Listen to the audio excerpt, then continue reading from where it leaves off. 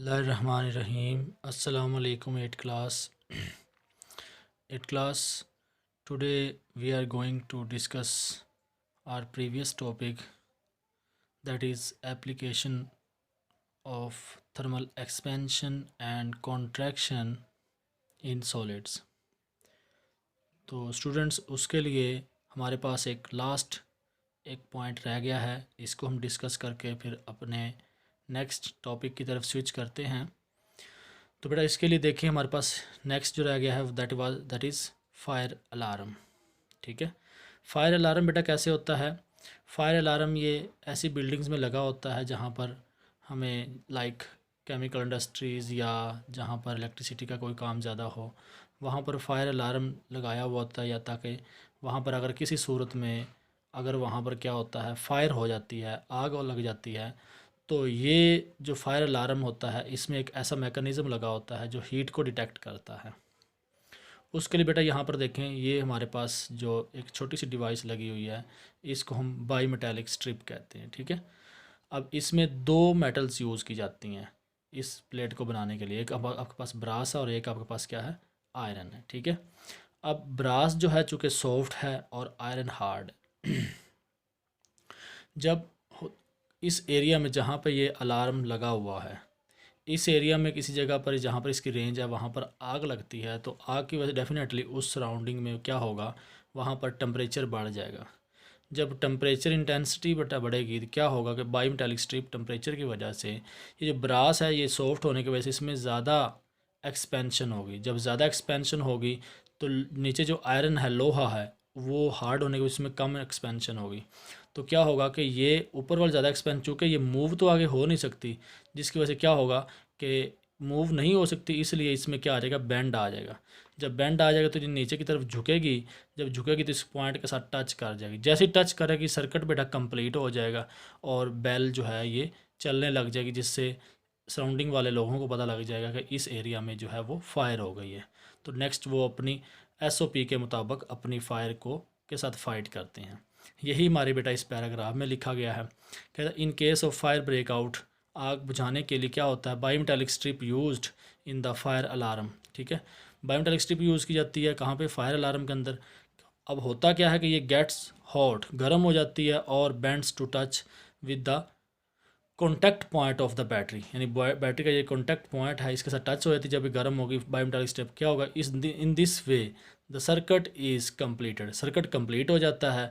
And the bell connected in the fire alarm, bell connected in the fire alarm circuit begins to ring to warn of fire, यानी कि हमें जगाने के लिए, हमें उठाने के लिए क्या होता है, बेल बजने लगी, ताकि जो है इसके लिए हमें फिर उसके मुताबिक जितने भी लोग होते हैं वो अपने फायर जो उन्होंने ड्यूटीज़ पे डिप्लॉय किए होते हैं वो उसके मुताबिक अपनी SOP के मुताबिक बेटा फायर से फाइट करते हैं और अपनी आग को वहाँ से रिमूव कर सकते हैं।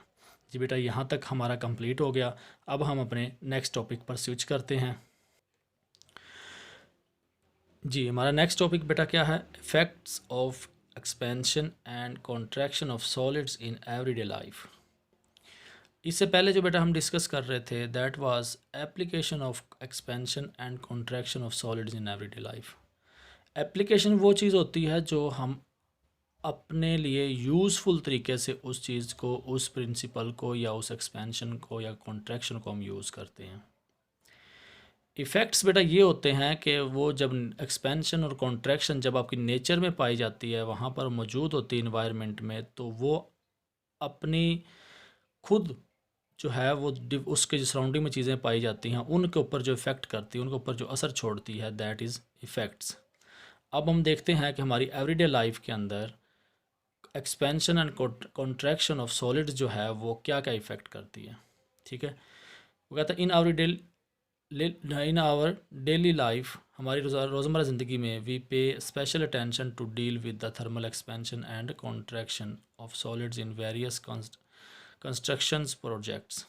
जो हमारी कंस्ट्रक्शन प्रोजेक्ट्स हैं उनके अंदर थर्मल एक्सपेंशन और कॉन्ट्रैक्शन से डील करने के लिए हम काफ़ी तवज्जो देते हैं। लाइक देखें, in order to avoid the harmful effects of thermal expansion and contraction of solids, जो हार्मफुल इफ़ेक्ट्स होते हैं किसके, थर्मल एक्सपेंशन और कॉन्ट्रैक्शन के, इससे बचने के लिए हम करते क्या हैं, डिफरेंट टेक्निक्स यूज़ करते हैं। Techniques use in different projects such as, वो नीचे दी गई हैं हमारे पास, ठीक है। वो सबसे पहले क्या है हमारे पास आ जाता है expansion gaps in concrete road. जो हम कंक्रीट रोड बेटा वो कहा जाता है जिस तरह हमारे गली मोहल्लों में हम सीमेंट और बजरी और उसके दरमियान हम क्या करते हैं, डिफरेंट और चीज़ें डाल के जो सीमेंट बजरी का रोड बनता है उसको कंक्रीट रोड कहते हैं। अब होता क्या है कि वो रोड काफ़ी स्टिकी होता है, काफ़ी हार्ड होता है। जब उस रोड में समर सीज़न के अंदर जब वो हॉट होगा तो क्या होता है कि उसके अंदर ब्रेक्स यानी क्रैक्स आ सकते हैं। तो उस चीज़ से बचने के लिए हमने क्या किया होता है, इन हॉट समर, गर्मियों में the concrete use to build road expand, वो क्या होते हैं जो कंक्रीट रोड बने होते हैं वो क्या होते हैं, एक्सपैंड हो जाते हैं। तो if no space is provided, वहाँ पर क्या होता है कि कुछ 2-4 मीटर 5 मीटर जाने के बाद आपने अक्सर देखा होगा ये जो कंक्रीट रोड बने होते हैं बेटा ये ब्लॉक्स की फॉर्म में बने होते हैं, ठीक है। और हर एक ब्लॉक से अगले ब्लॉक तक जाते हुए दरमियान में छोटा सा गैप दिया जाता है ताकि अगर थर्मल एक्सपेंशन हो तो वहाँ पर उस रोड के अंदर क्या आए, क्रैक्स ना आए, ठीक है बेटा। जैसे कि वो यहाँ पे लिखता है बेटा, if no space is provided for its expansion, अगर इसके एक्सपेंशन के लिए अगर वहाँ पर स्पेस प्रोवाइड ना की जाए, जैसे कि पीछे फिगर में दिखाया हुआ था, तो क्या होगा, रोड सरफेस क्रैक हो जाएंगे, रोड के सरफेस जो है वहाँ पर टूट जाएंगे क्योंकि वहाँ पर जब एक्सपेंशन होगी तो एक्सपेंशन को होने के लिए वहाँ पर जगह मौजूद नहीं होगी, इसी वजह से वहाँ पर क्रैक्स हो जाते हैं। आपने इसके लिए देखा होगा लास्ट ईयर जो आपका ऑफिस है प्रीमियर का, जो मेन ऑफिस के सामने आपने देखा जो कॉरिडोर है वहाँ पर कुछ टाइल्स ऊपर उठ गई थी जिनको दोबारा रिपेयर कराया गया था। तो बेटा वो भी किसकी वजह से हुआ था, that was due to thermal expansion, ठीक है। तो वो थर्मल एक्सपेंशन की वजह से नीचे गैस प्रोड्यूस होगी जिसकी वजह से वो टाइल्स जो हैं वो एक्सपेंड होकर ऊपर उठ गई थी, आपने देखा होगा वो दोबारा रिपेयर हुए हैं, ठीक है। तो ये भी उसी की वजह से, इस तरह जो जितने भी हमारे कंक्रीट रोड होते हैं अगर उनके दरमियान गैप्स ना बेटा छोड़े जाएँ तो क्या होता है, वहाँ पर क्रैक्स पैदा हो जाते हैं। टू अवॉइड सच डैमेज, ऐसे डैमेज से बचने के लिए क्या करना पड़ता है, small gaps are left after every few metres in the construction of concrete roads or footpaths. Footpath चाहे बना रहे हैं चाहे हम क्या बना रहे हैं, कंक्रीट रोड बना रहे हैं, हम क्या करते हैं उसके लिए छोटे छोटे गैप वहाँ पर बना देते हैं ताकि अगर वहाँ पर उस कंस्ट्रक्शन में थोड़ी सी एक्सपेंशन होती है तो क्या हो कि वो उस क्रैक से बचा जा सके। सेकंड बेटा इसका इफेक्ट क्या है कि आपने देखा होगा जो आपके रेलवे ट्रैक्स होते हैं, रेलवे ट्रैक्स के दरमियान अगर आप यहाँ पर अपनी तस्वीर देख रहे हैं तो यहाँ पर ये देखें रेलवे ट्रैक यहाँ पर इसके साथ नेक्स्ट ट्रैक को जोड़ा जा रहा है, ठीक है। तो यहाँ पर देखें दरमियान में एक यहाँ पर एक ये कनेक्शन लगाया जा रहा है, इस कनेक्शन को कहते हैं फ़िश प्लेट। क्या कहते हैं, फ़िश प्लेट। ये जो फ़िश प्लेट जो यूज़ की जाती है इन दोनों जो गार्डर्स हैं इनको आपस में कनेक्ट करने के लिए, ये जो प्लेट जोड़ी लगाई जाती है इसको फ़िश प्लेट कहते हैं। इसमें गैप्स होते हैं, इसके अंदर क्या होते हैं, यहाँ पर जहाँ पे ये बोल्ट्स के साथ इसके साथ टाइट की हुई है यहाँ पर इसके अंदर गैप होते हैं। क्या होगा, ये जैसे ही इसके अंदर एक्सपेंशन होगी इसके अंदर भी एक्सपेंशन होगी तो इनको आगे मूव होने के लिए यहाँ पर तो जगह है ही, यहाँ पर भी इनके यहाँ थोड़ी थोड़ी जगह बनी होती है ताकि वो आगे मूव हो सके।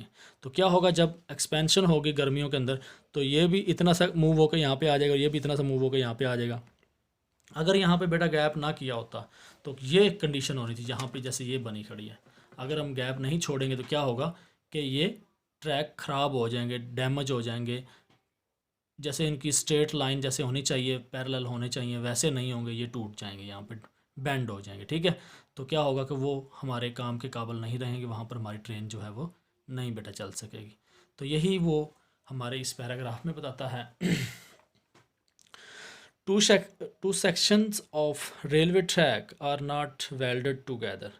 कहता है जो ये टू सेक्शंस हैं, एक ये सेक्शन है एक ये सेक्शन है, इन सेक्शंस को आपस में वेल्ड नहीं किया जाता, यानी वेल्ड का मतलब होता है मुकम्मल तौर पे फिक्स नहीं कर दी जाता, वेल्डिंग नहीं कर दी जाती।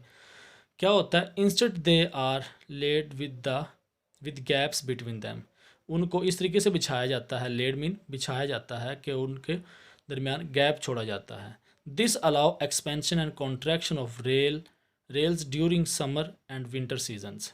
यानी सर्दियाँ होंगी तो अगर ये पीछे हटना चाहें, ठीक है, कॉन्ट्रैक्ट होकर, तब भी इनको प्लेस मिल जाती है। और अगर गर्मियों में ये आगे मूव होना चाहें तो भी इनको प्लेस मिल जाती है थ्रू दिस फिश प्लेट, और यहाँ पर ये जगह भी बनी होती है। इसलिए इनके दरमियान स्मॉल गैप्स रखा है ताकि ये डी शेप ना हो। If there are no gaps in the sections of railways track में सेक्शन अगर गैप्स ना दिया जाए सेक्शन में तो क्या होगा, दे में डी शेप, इनकी शेप ख़राब हो जाएगी, इस तरह वाली शेप हो जाएगी, और due to expansion in summer ये डी शेप हो जाएंगे, और हमारे जिस पर्पज़ के लिए हम इनको इस्तेमाल कर रहे हैं इस पर्पज़ के लिए ये इस्तेमाल नहीं हो सकेंगे। जी बेटा, अब इसकी डायरी गौर से नोट कर लें।